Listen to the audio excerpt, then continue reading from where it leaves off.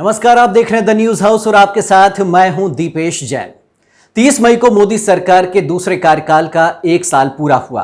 जाहिर सी बात है कि अगर कोरोना संकट नहीं होता तो इस उपलब्धि का जश्न मनाया जाता, देश भर में जलसे होते, रैलियां होती। लेकिन एक तरफ जहां सारे जरूरी कामकाज ठप पड़े हैं और फिजिकल डिस्टेंसिंग रखना जरूरी हो गया है, तो ऐसे में जश्न भला कैसे मनता। लेकिन ये बीजेपी है साहब, जहां हर मुश्किल का तोड़ निकाल लिया जाता है। जी हां, बीजेपी के नेता और हाईकमान इतनी आसानी से चुप बैठने वालों में से नहीं है। इसीलिए 6 साल की उपलब्धियों को जनता तक पहुंचाने के लिए नए तरीके खोजे गए और इनमें एक नाम उभर कर सामने आया, वो है वर्चुअल रैली। जी हां, रैलियां तो आपने बहुत देखी होंगी, जिनमें सैकड़ों गाड़ियां और बीजेपी की रैली में हजारों गाड़ियां होती हैं, बड़े बड़े होर्डिंग्स, बैनर, कटआउट्स लगाए जाते हैं। लेकिन अब कोरोना संकट में ये वर्चुअल रैली कैसे होगी, कहां पर होगी, कैसे आयोजित की जाएगी, इसमें कितना खर्चा आएगा, इन तमाम सवालों के जवाब हमने जानने की कोशिश की। लेकिन जब बीजेपी के नेताओं से बात की तो वो भी ज्यादा कुछ नहीं बता पाए। अब 30 मई को कार्यकाल का 1 साल पूरा हुआ, लेकिन बीजेपी को पहली रैली करने में ही काफी वक्त लग रहा है। ऐसे में द न्यूज हाउस इस बारे में विस्तार से पड़ताल में जुट गया कि आखिर ये वर्चुअल रैली कैसे होगी और ये कैसे आयोजित की जाती है। तो बीजेपी की इस वर्चुअल रैली के बारे में हम आपको जानकारी दें, उसके पहले हम आपको बताते हैं कि बीजेपी को आखिर ये वर्चुअल रैली का आइडिया आया कहां से। हाल ही में 25 मई को अमेरिका में अमेरिकी पॉलिटिशियन बर्नार्ड सैंडर्स ने इसी तरह की वर्चुअल रैली की थी। अब देखिए, हो क्या रहा था, कोरोना की वजह से राजनीतिक दलों को चुनाव अभियान चलाना या लोगों तक पहुंचना या अपनी बात पहुंचाना कठिन होता जा रहा था। ऐसे में इस वर्चुअल रैली का आगाज हुआ।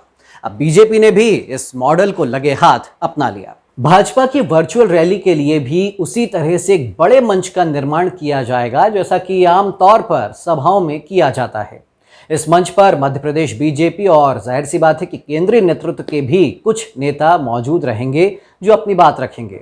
इसके बाद बीजेपी तमाम सोशल प्लेटफॉर्म जैसे कि फेसबुक, व्हाट्सएप, ट्विटर, इसके अलावा आधिकारिक वेबसाइट्स और न्यूज़ चैनल का इस्तेमाल करेगी ताकि ज़्यादा से ज़्यादा संख्या में लोगों तक अपनी बात पहुंचाई जा सके।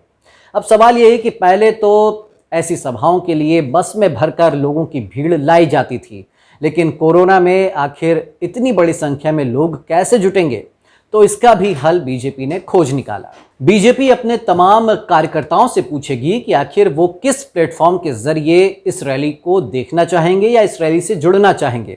इसके बाद एक तय समय पर, तय तारीख को इन कार्यकर्ताओं को उन प्लेटफॉर्म पर आमंत्रित किया जाएगा और वहां पर उनको बीजेपी के इन 6 साल के शासनकाल की जानकारियां दी जाएंगी। इसके बाद बीजेपी कार्यकर्ता भी आम लोगों से पूछेंगे कि वो बीजेपी की इस वर्चुअल रैली से किस तरह से जुड़ना चाहते हैं और इस रैली को कैसे देखना चाहते हैं। इसकी जानकारी भी बीजेपी दफ्तर तक पहुंचाई जाएगी और इसके बाद ऐसे में तमाम प्लेटफॉर्म पर एक साथ ही इस रैली का प्रसारण किया जाएगा और इसे भव्य रैली का स्वरूप देने के लिए तमाम संसाधनों का जमकर इस्तेमाल किया जाएगा ताकि इस आभासी जश्न में कोई कमी नजर न आए। वैसे तो आमतौर पर एक वर्चुअल रैली में 750 से 1000 लोगों को जोड़ने की कोशिश होती है, लेकिन ये बीजेपी की रैली होगी। ऐसे में देखना बड़ा दिलचस्प होगा कि आखिर इस वर्चुअल रैली में एक साथ कितनी संख्या में लोग जुड़ पाते हैं। अब इस वर्चुअल रैली पर खर्चा कितना आएगा, जब इस बारे में हमने बीजेपी नेताओं से बात करनी चाहिए तो उन्होंने कोई ठीक जवाब नहीं दिया, क्योंकि उन्हें भी अंदाजा नहीं है। लेकिन हाँ, उन्होंने इतना दावा जरूर किया कि जो आमतौर पर बड़ी रैलियां और सभाएं होती थी उनसे तो कम ही खर्चा होगा।